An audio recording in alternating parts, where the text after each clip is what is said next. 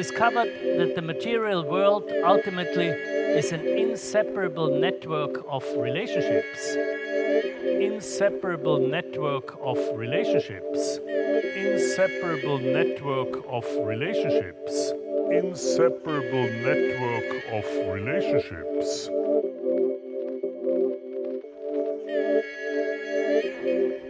The planet as a whole is a living, self-regulating system.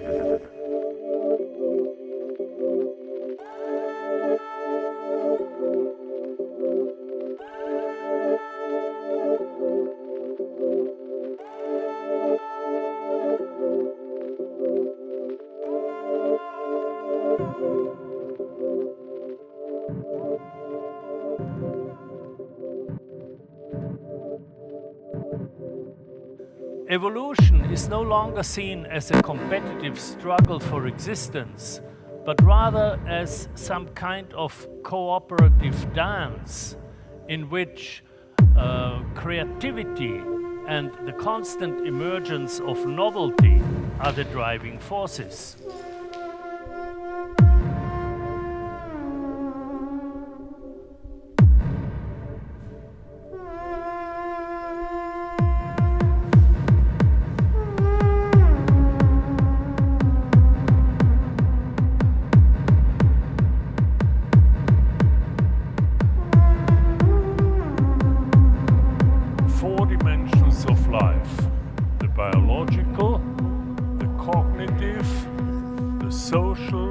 Something is alive that has a bounded structure, that has a porous membrane dividing inside and outside, that there are processes of sensing what's out. Everything that's alive does integrate, whether it's a single-cell organism or something as complicated as us or whales or dolphins or elephants, or ecosystems potentially, although whether it extends to a planet, for example, they weren't sure about that. I'm not sure about that, but it's an interesting question. So they said, wherever you find life, you find mind. It's not about a nervous system, it's about being alive. And that even a single cell has a very simple form. Social and the complexity theory work I've been doing, it's all about how groups of interacting individuals self-organize.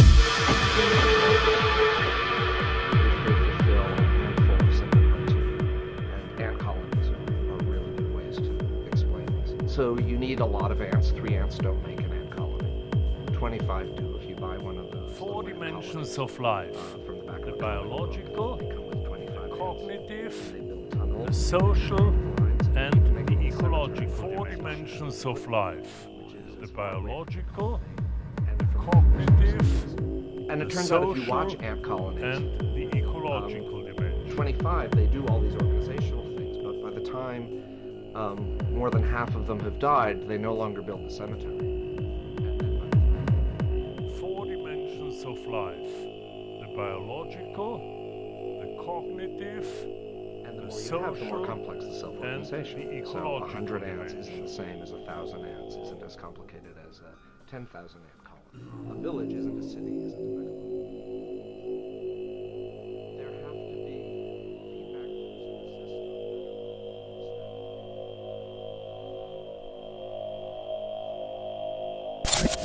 4 dimensions of life. The biological, the cognitive, the social, and the ecological and then it dimension. gets turned on again. So negative feedback loop keeps things in a constant range, though it oscillates within that range. Positive feedback loop would be as if the hotter the room gets, the more the heat turns on. You can have those in complex systems, but they can't predominate.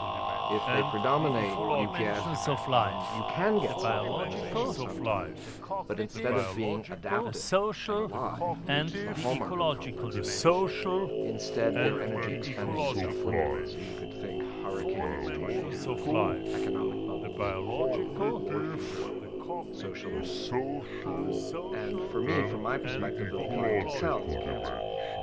Is a good example. No ant in the colony is paying attention to whether the whole colony has an effect. So there's no member of the colony is really truly monitoring what's going on.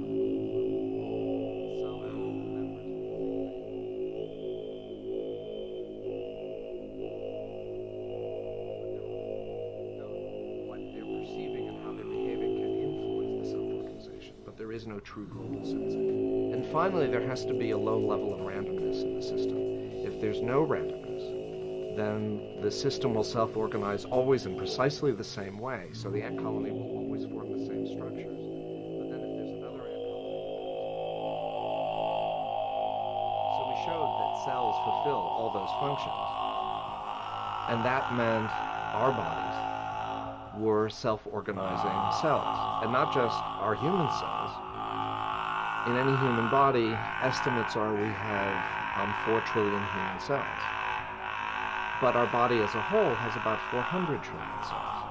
Only 1% of them are human, and the rest are the bacteria that line your skin, all the surface that are exposed to the outside, and all the surfaces inside. So from your mouth all the way out the other end, it's all bacteria. And without those bacteria, we wouldn't survive for